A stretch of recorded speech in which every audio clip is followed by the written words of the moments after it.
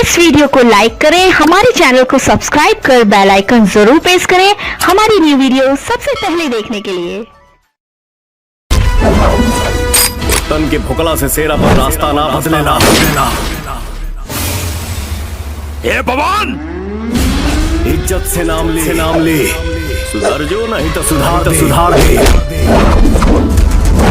पवन है टांगरी धाके पीछे से फाड़ दे।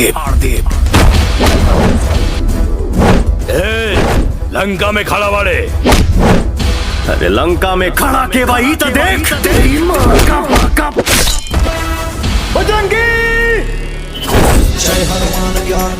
इतना जोर से चिल्लाओगे तो बजरंग बली भी आ जाएंगे। हम तो उनके पुजारी। आज शेर के गले में कुत्ता के पट्टा डाल के कुत्ता बनाइब सन। न कम करेंगे न बेसी करेंगे। जिस दिन मिल गया सबूत ऐसी की तैसी करेंगे।